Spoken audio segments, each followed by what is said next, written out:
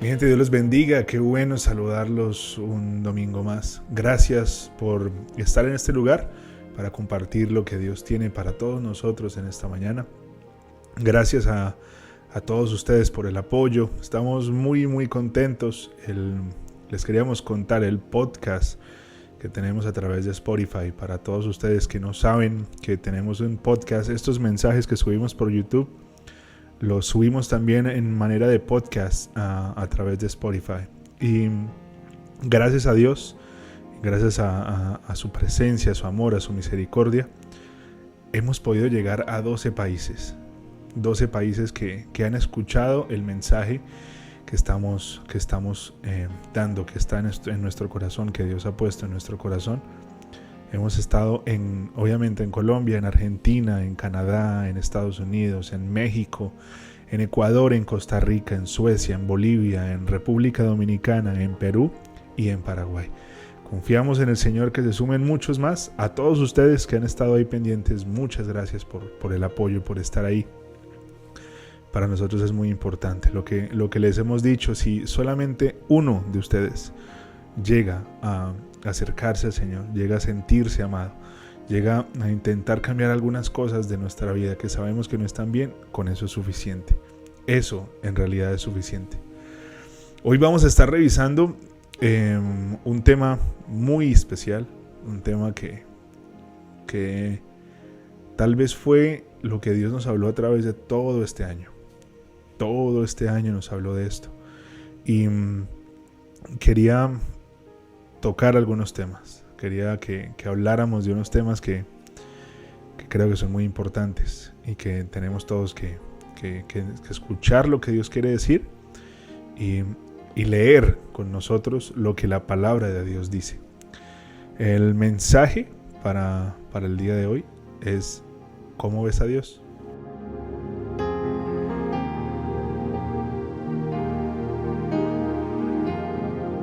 Durante muchos años, la gente ha intentado descifrar a Dios.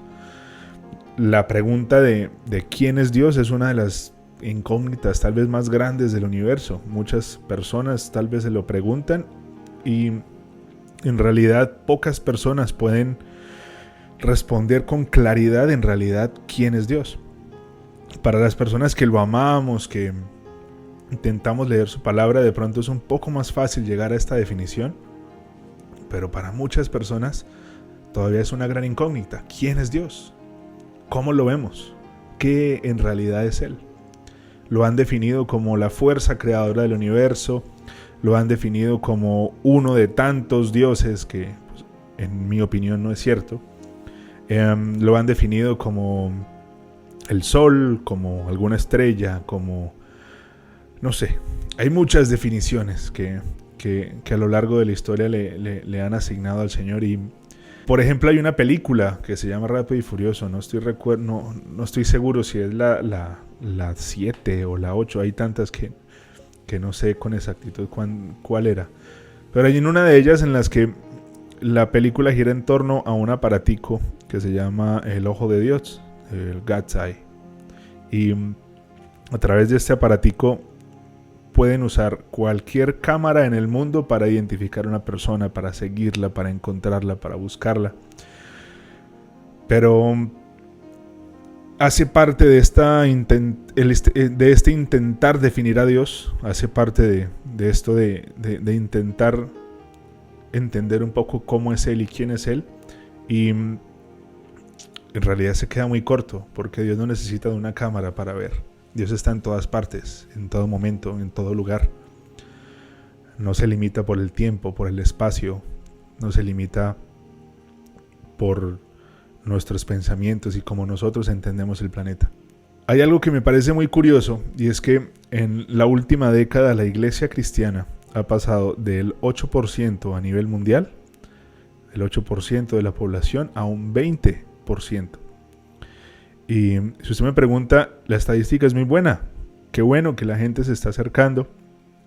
Pero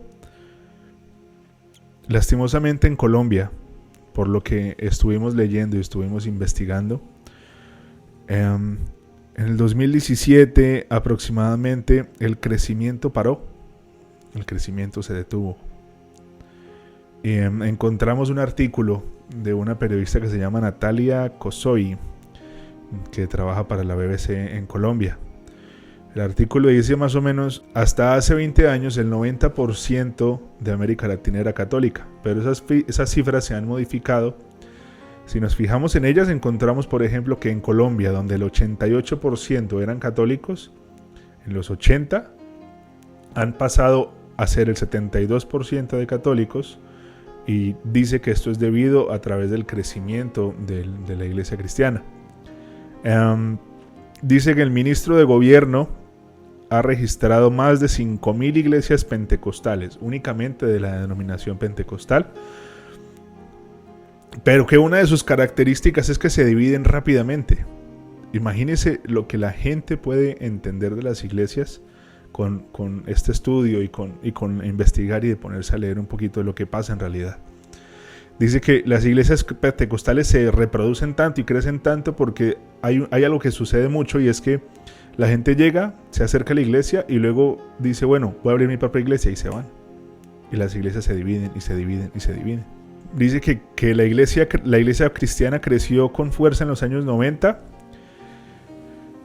y dice que a principios de la década de 2000 también estaban creciendo, pero del 2005 hacia acá pararon completamente. Se estancaron, la gente dejó de llegar como llegaba anteriormente. Dice que como hay tanta oferta de iglesias, lo que los cristianos hacen es empezar a pasarse de una a otra. Es decir, fueron a la iglesia cristiana que por lo general les estaba vendiendo una teología de prosperidad.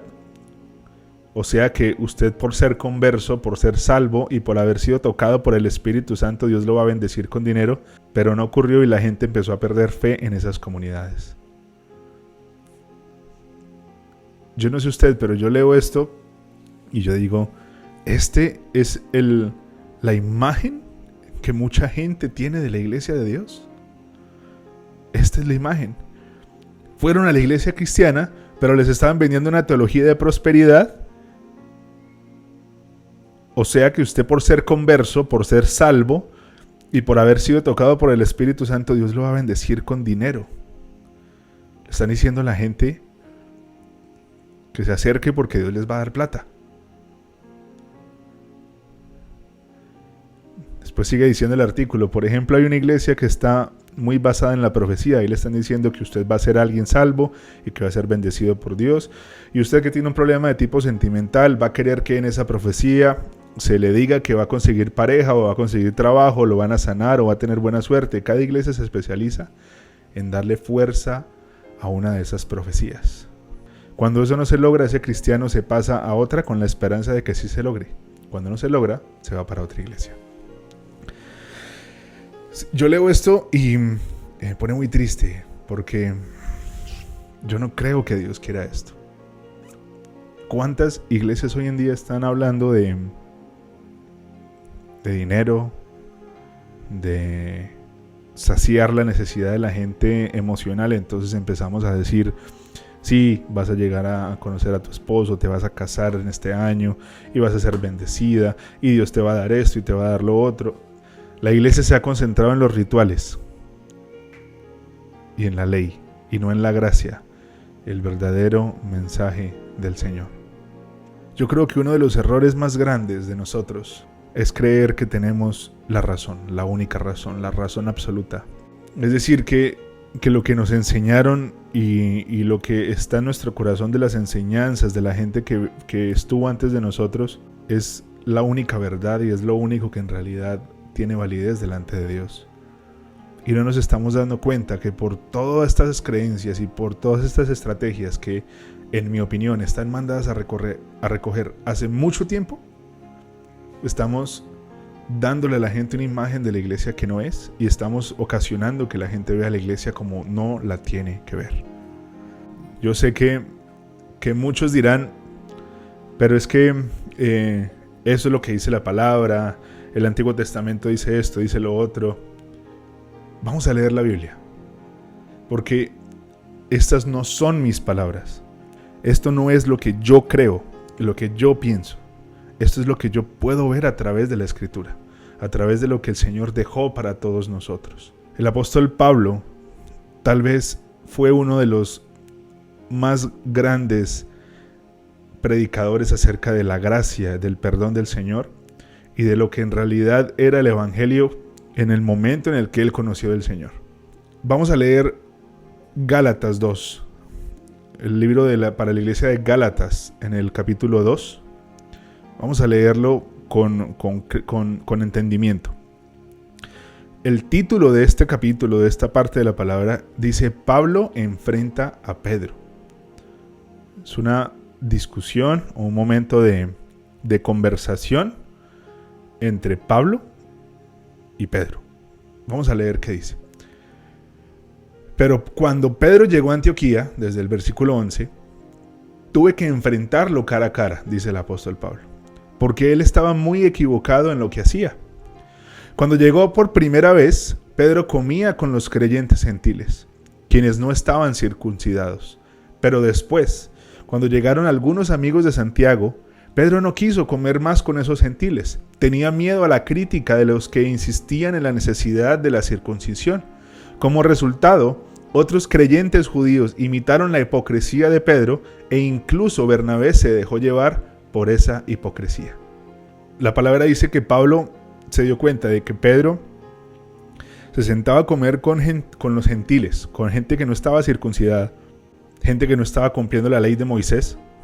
Y dice que cuando llegaron unas personas que sí estaban circuncidados y que sí cumplían la ley, se paró inmediatamente donde estaban los gentiles e hizo como que no los conoce, como que no tengo nada que ver con ellos.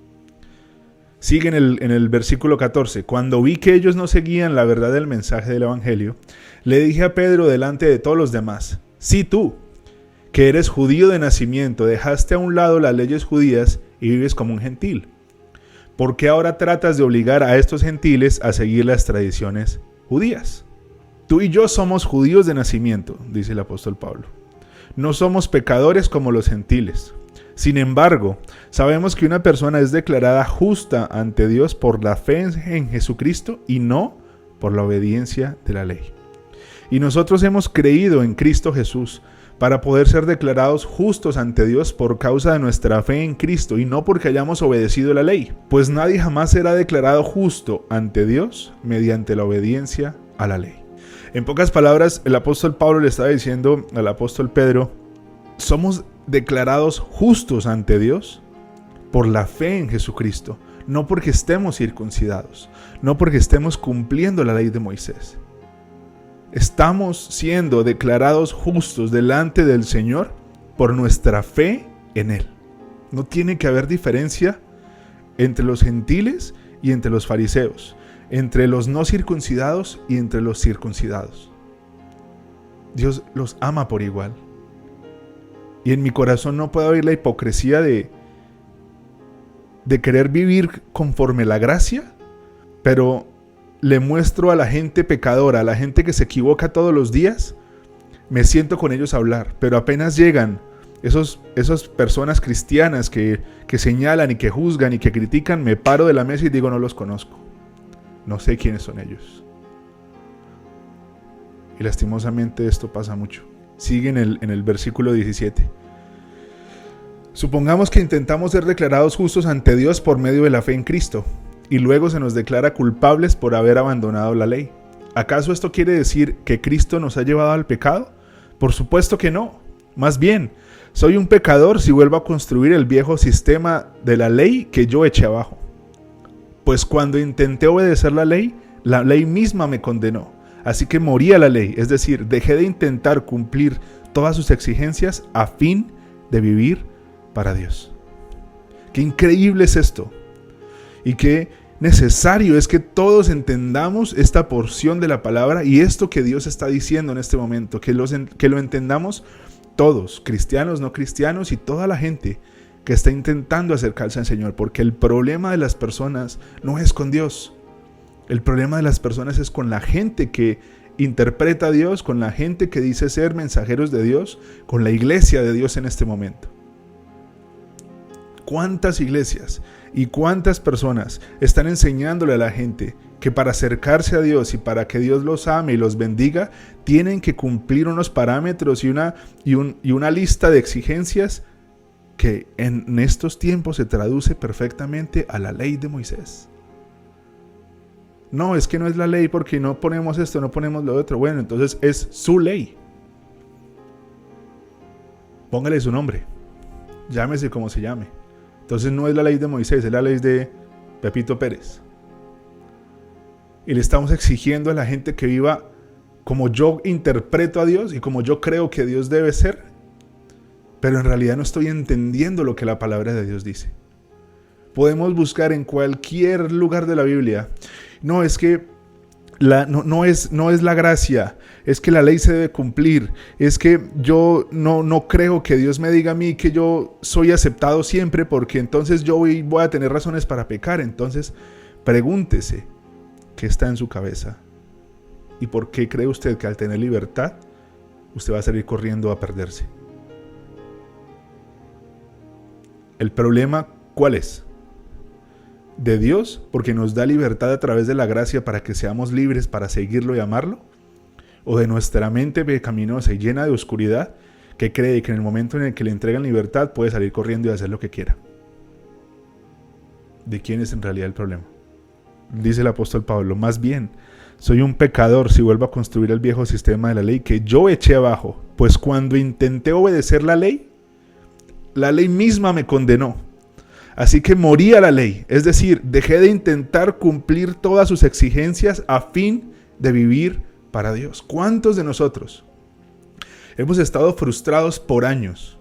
Hemos estado sintiéndonos solos, vacíos, no amados por Dios, porque no hemos sido capaces de cumplir las exigencias que nos impusieron nuestros pastores, nuestros líderes, nuestras iglesias.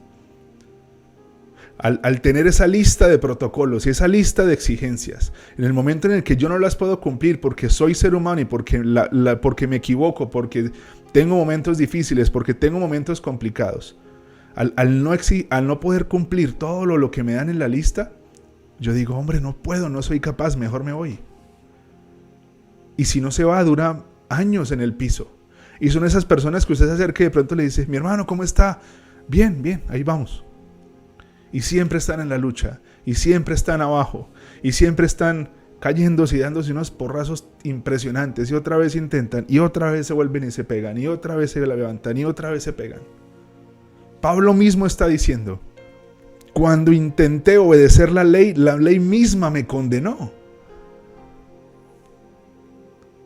Cuando intentamos obedecer los protocolos y todo esto que nos imponen delante de nosotros, esos mismos protocolos nos van a condenar porque no vamos a ser capaces de cumplirlos.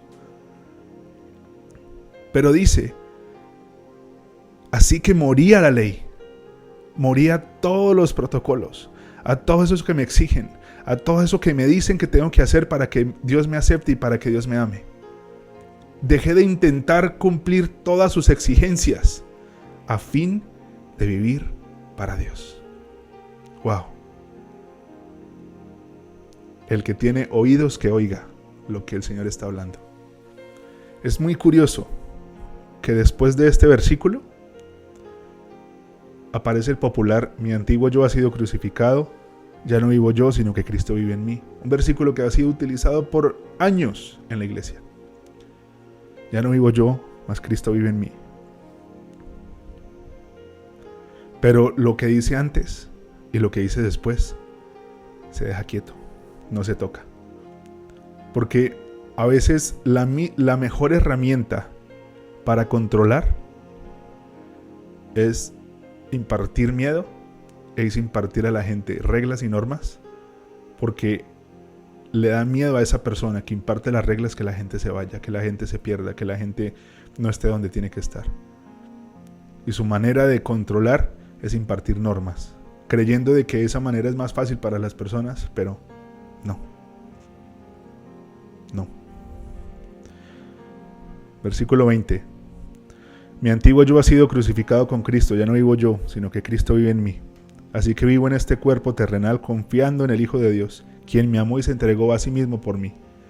Yo no tomo la gracia de Dios como algo sin sentido, pues si cumplir la ley pudiera hacernos justos ante Dios, entonces no habría sido necesario que Cristo muriera. ¡Wow!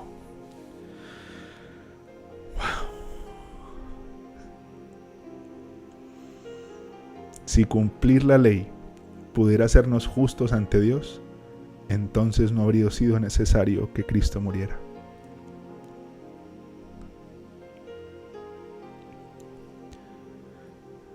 El requisito para que el Señor nos entregue su gracia y su salvación es tener fe en Él, tener fe en la cruz y en lo que Él hizo por nosotros.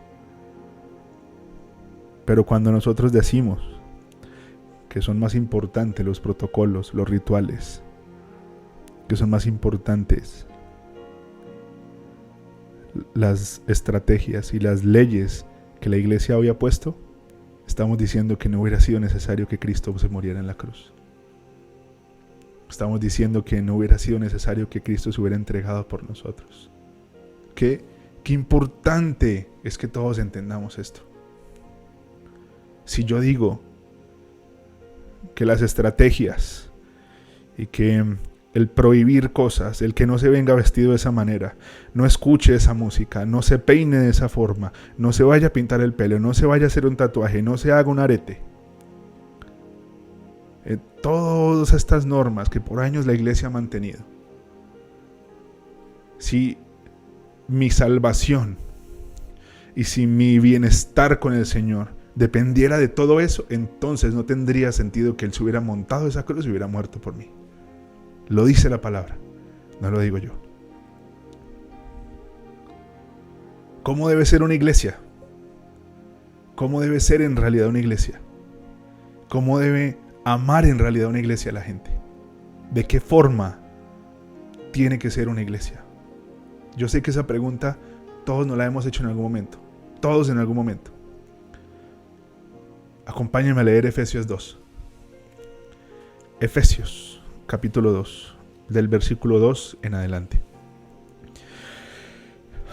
Gracias, Señor. En otro tiempo ustedes estaban muertos en sus transgresiones y pecados, en los cuales andaban conforme a los padres de este mundo, se conducían según él, que gobierna las tinieblas, según el espíritu que ahora ejerce su poder en los que viven en la desobediencia.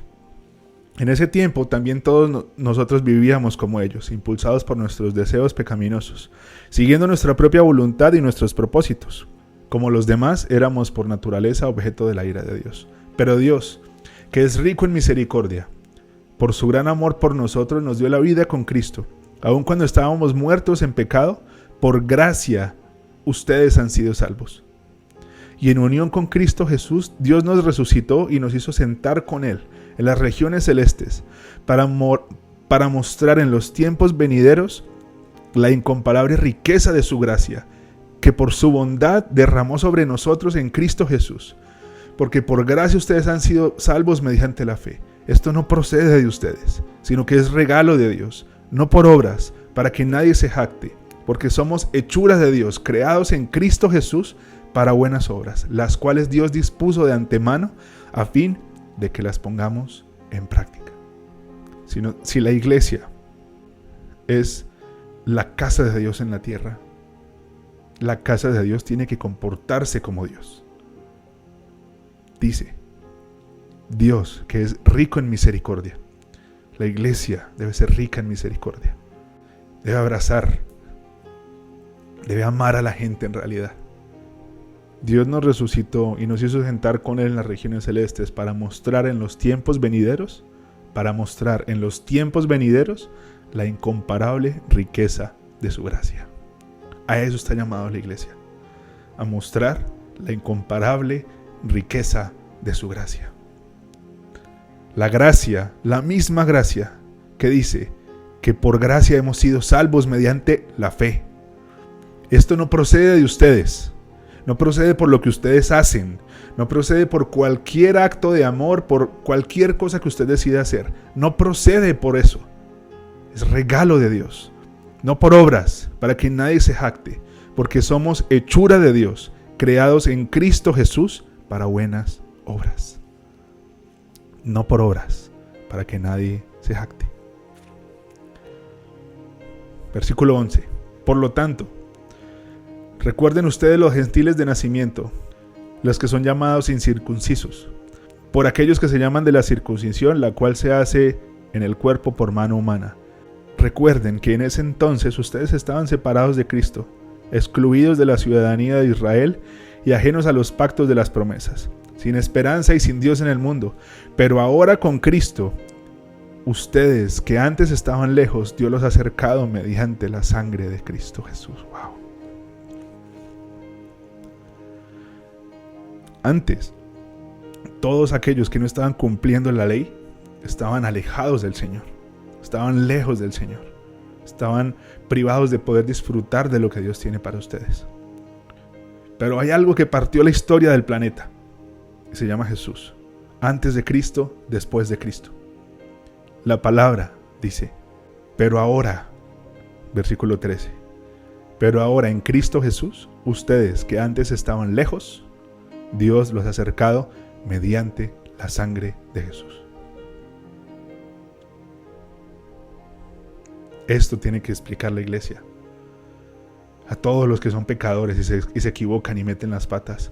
Ustedes estaban intentando cumplir la ley, pero por intentar cumplir todo lo que ustedes creen que Dios les exige, estaban alejados. No estaban disfrutando de lo que Dios tiene para ustedes. No estaban viviendo la vida que Dios tiene para ustedes. Pero ahora que Jesús murió por ustedes, ahora que ustedes entienden que Jesús murió por ustedes, ahora su sangre los ha acercado. Ahora están cerca de Dios mediante su sangre. Versículo 14. Porque Cristo es nuestra paz. De los dos pueblos ha hecho uno solo, derribando mediante su sacrificio el muro de enemistad que nos separaba. Pues anuló la ley con sus mandamientos y requisitos. Esto lo hizo para crear en sí mismo de los dos pueblos una nueva humanidad al hacer la paz, para reconciliar con Dios a ambos en un solo cuerpo mediante la cruz, por la que dio muerte a la enemistad. Él vino y proclamó paz a ustedes que estaban lejos y paz a los que estaban cerca, pues por medio de él tenemos acceso al Padre por un mismo Espíritu. Por lo tanto, ustedes ya no son extranjeros ni extraños, sino conciudadanos de los santos y miembros de la familia de Dios, edificados sobre el fundamento de los apóstoles y los profetas, siendo Cristo Jesús mismo la piedra angular. En él todo el edificio bien armado se va levantando para llegar a ser un templo santo en el Señor. En él también ustedes son edificados juntamente para ser morada de Dios por su Espíritu. La cruz vino para anular la enemistad entre los creyentes y los no creyentes, para anular la enemistad entre los circuncisos y los no circuncisos. La cruz vino para derribar los muros que habían entre la gente de Dios y la gente que no estaba con Dios, para que todos seamos su pueblo, para que todos unidos seamos su iglesia. La iglesia tiene que hablar de unidad, de que todos somos una familia, de que juntos podemos llegar a donde Dios quiere que estemos. La iglesia tiene que hablar de paz entre los pueblos. Y cuando entendemos que Jesús es la piedra sobre donde la iglesia se tiene que cimentar, dice que el edificio bien armado en la roca que es Jesús, y con su palabra y lo que Él está diciendo, se va a levantar para llegar a ser un templo santo en el Señor. Se va a levantar para ser un templo santo en el Señor. Esto es iglesia. Anular la enemistad entre las personas. No recalcar que nosotros somos salvos y ustedes no, entonces ustedes se van a morir en el infierno y nosotros nos vamos a ir para el cielo gozándonos porque ustedes se están perdiendo. Anulando la enemistad entre los dos pueblos, entre la gente que no conoce y la gente que conoce. Todos somos una familia, todos hacemos parte de un mismo propósito, que es el amor de Dios. Hablando de la gracia del Señor, de la misericordia de Dios, del acto de Jesús, de su cruz, de lo que Él hizo por nosotros. Sin exigirle a la gente que tiene que ser de cierta forma para que Dios los ame, porque no es por obras, es por gracia, es por fe. ¿Qué mensaje está en nuestro corazón? ¿Qué es lo que está en nuestro corazón que nos hace pensar de Dios de cierta forma? ¿Qué es lo que hay en nuestra mente acerca de Dios? ¿Cuál es la idea que hay en nuestra cabeza acerca de Dios? Hay algo que es clave en todo esto en lo que estamos hablando. No vivo yo, sino que Cristo vive en mí.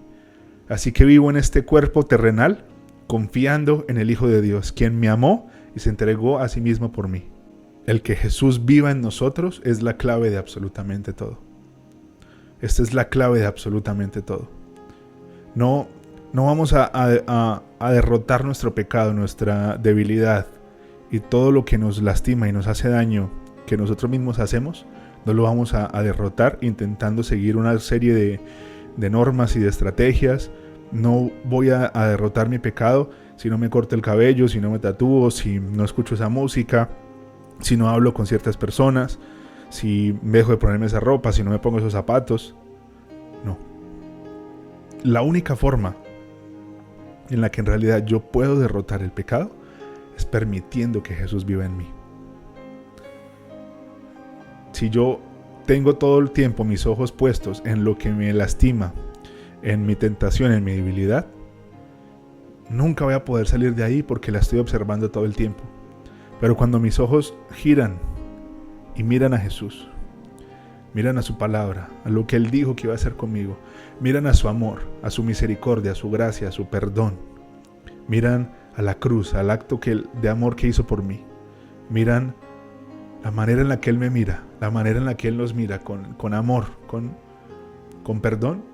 Si nosotros nos enfocamos en esto, las debilidades y las tentaciones van a menguar.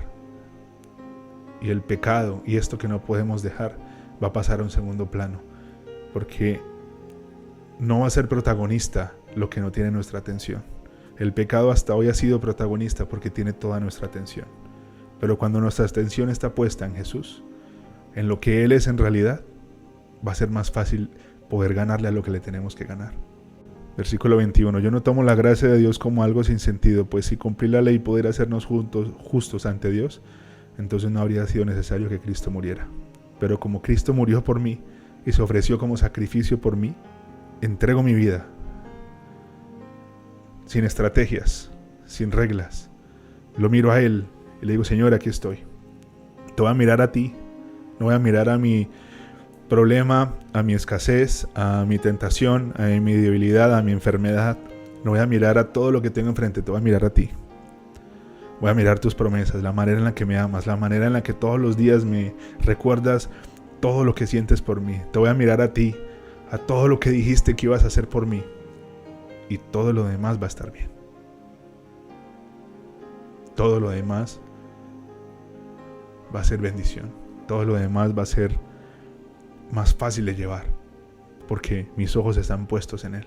En Gálatas 3, el apóstol Pablo envía un mensaje muy fuerte a una iglesia que prácticamente dejó de creer en la gracia y en la fe y en la misericordia de Dios y empezó a aplicar las leyes y las normas como la manera en la que se acercaban a Dios. Gálatas 3, del versículo 3 en adelante. Hay Gálatas tontos. ¿Quién los ha hechizado? Pues el significado de la muerte de Jesucristo se les explicó con tanta claridad como si lo hubieran visto morir en la cruz. Déjenme hacerles una pregunta. ¿Recibieron al Espíritu Santo por obedecer la ley de Moisés? Claro que no. Recibieron al Espíritu porque creyeron el mensaje que escucharon acerca de Cristo. ¿Será posible que sean tan tontos después de haber comenzado su nueva vida en el Espíritu porque ahora tratan de ser perfectos mediante sus propios esfuerzos? ¿Acaso han pasado por tantas experiencias en vano? No puede ser que no les hayan servido para nada. Versículo 5. Vuelvo a preguntarles, ¿acaso Dios les da el Espíritu Santo y hace milagros entre ustedes porque obedecen a la ley? Por supuesto que no. Es porque creen el mensaje que oyeron acerca de Cristo. Los gálatas estaban pensando que la ley los iba a llevar a ver milagros, bendición, crecimiento, que la ley iba a hacer que ellos vieran todo lo que estaban anhelando en su corazón. Empezaron a pensar que a través de cumplir todas estas normas y todas estas leyes y todo esto que ellos tienen, ellos iban a ver el respaldo y el favor de Dios. ¿Les parece conocido? ¿Creen ustedes que eso se ve hoy en día? Por supuesto. Hay muchas iglesias que creen que Dios los va a bendecir y que Dios les va a dar todo lo que sueñan y todo lo que anhelan, cumpliendo sus leyes y sus normas, lo que su cabeza les dice, lo que le pasaron de la generación anterior y de la otra generación anterior. Creen que van a ser bendecidos y que Dios los va a llevar a ver milagros, proezas y maravillas por cumplir los requisitos y las normas. Pero Pablo dice: ¿acaso Dios les da el Espíritu Santo y hace milagros entre ustedes porque obedecen la ley? Por supuesto que no. Es porque creen el mensaje que oyeron acerca de Cristo. Recibieron al Espíritu porque creyeron el mensaje que escucharon acerca de Cristo Jesús. Para ustedes que no se han acercado a una iglesia todavía, entiendo por qué no lo han hecho. Si yo no conociera de Dios, seguramente tampoco me hubiera acercado, porque no quiero ser señalado y juzgado, y porque no quiero que me entreguen un manual de todo lo que tengo que hacer para que Dios me acepte. A todos ustedes que no se han acercado aún, déjenme decirles hoy que Dios no es como ustedes creen y como la gente que les ha hablado de Dios cree hasta el momento. Dios los ama con locura. Dios se entregó en la cruz por ustedes. Es mediante la fe en Él que ustedes van a poder ver milagros, maravillas. El Espíritu Santo va a estar con ustedes por creer en Él, por creer en Jesús, por creer en lo que el Señor hizo por nosotros. Y a todos ustedes que ya conocen y han llevado su vida hasta este momento y dicen: yo he intentado cumplir normas, yo he intentado cumplir las reglas, pero no soy capaz, pero no he sido capaz. Recuerden lo que decía el apóstol Pablo. Recuerden lo que decía el apóstol Pablo. Intenté obedecer la ley y la ley misma me condenó, así que morí a la ley, es decir, dejé de intentar cumplir todas sus exigencias a fin de vivir para Dios. Si ustedes quieren vivir para Dios, tienen que morir a la ley, tienen que morir a todos los requisitos y permitir que Jesús sea lo principal, lo primero. Esa es la manera. Yo tomé una decisión muy personal y se las quiero compartir en este momento. Yo morí a querer agradar a los religiosos, a los fariseos, a los que creen que Dios es como ellos dicen que es. Yo morí a intentar agradar a toda la comunidad cristiana que se jacta en decir que ellos son los que van para el cielo. No quiero pensar en lo que ellos dicen, no quiero agradarles. Quiero que Dios todos los días me hable, que Dios todos los días me guíe, me direccione, me muestre más cosas en su palabra, que me hable a través de lo que yo veo en su palabra. Pero yo quiero vivir para Jesús y para lo que Él es. Jesús, cuando vino a la tierra, tuvo mucha oposición. Los mismos fariseos lo crucificaron. Los mismos líderes religiosos lo crucificaron. Hace poco escuché una frase del pastor Robert Barringer en Perú y dice: cuando hay luz, siempre va a haber confrontación, siempre va a haber conflicto, porque a las tinieblas no le gusta la luz. Cuando Jesús vino a la tierra, encontró dificultades, fue confrontado porque lo que él estaba predicando no podía entenderse en ese momento por muchas personas y lo tildaron de un montón de cosas. ¿Acaso creemos que si el Señor nos muestra su palabra y nos habla lo que en realidad quiere decirnos, nadie va a decir nada? Si a Él le pasó a nosotros, también nos va a pasar. Y a todo aquel que salga con más revelaciones de la palabra. Pero hoy la palabra es la que nos ha predicado. No han sido mis ideas, no han sido mis estrategias. La palabra nos ha predicado. ¿Cómo ves a Dios? Seguramente no como deberías. Quita tus ojos de la lista de requisitos, de tus pecados, de tus debilidades y pon los ojos en Jesús. Muramos hoy a la ley. Muramos hoy a tratar de agradar la ley. Y empecemos a vivir para Jesús, como Él quiere que en realidad vivamos. Vamos a orar. Señor, gracias por tu palabra, por este mensaje. Te pido por favor que seas tú revelándote a través de tu palabra a todos ellos, Señor. Que seas tú mostrándote como tú en realidad eres, Señor. Perdónanos porque por muchos años hemos hablado cosas que tal vez tú ni siquiera estás diciendo. Pero tu manera, Jesús, lo que podemos entender a través de tu palabra, es algo que tenemos que entender, que tenemos que hablar, que tenemos que replicarle a todas las personas que podamos, Señor. Tenemos que poner nuestros ojos en ti, Señor, no seguir luchando, seguir por el piso arrastrándonos, intentando cumplir estrategias y protocolos y reglas y cosas que nos hacen sentir solos y vacíos y nos frustran y cada día hacen que sea más difícil el caminar, Señor. Cuánta gente hay frustrada, Señor, porque no son capaces de cumplir lo que ellos creen que tú les estás pidiendo para que te acerquen a ti. Cuánta gente está sola, pensando en suicidio, pensando en acabar su vida, pensando en lastimar a alguien, pensando en irse lejos de su familia. Cuánta gente está pensando en divorciarse, en abortar, Señor, en hacer tantas cosas que no deben hacer, Señor. Y todos ellos pensando que no son dignos de ti o que no están cerca de ti, Señor, porque no cumplen lo que les dijeron que tenía que cumplir, Dios. Pero tu palabra dice que eres tú, Señor. Es tu cruz, es el mensaje, es creer en ti, es tener fe en lo que tú hiciste, es tener fe en lo que tú dijiste que ibas a hacer, Señor. Es creer en tu obra, Señor. Es creer en tu Espíritu Santo, es creer en Dios Padre, en lo que tú estás haciendo, en lo que vas a hacer y en lo que ya hiciste, Señor. Es creer, Jesús. Mientras mis ojos estén puestos en ti, vas a crecer en mi mente, en mi corazón. No puedo obtener a Jesús en mi vida y que Él crezca en mí cuando mis ojos están puestos en un montón de cosas que no soy capaz de cumplir. Puesto los ojos en ti, mi Jesús. Puesto los ojos en ti. En el nombre de Jesús oramos. Amén, amén y amén. Mi gente, si quieren leer un poco más acerca de este tema de la salvación, léanse Romanos 10. Van a entender muchas cosas. Que Dios los bendiga. Que esta semana el Señor los respalde, les hable, los ayude a tomar decisiones sabias. Les dé inteligencia y sabiduría para hacer lo que tienen que hacer. Y que empecemos a poner nuestros ojos en Él. Empecemos a poner nuestros ojos en lo que Él tiene para nosotros. Los amamos. Cuídense mucho. Bendiciones.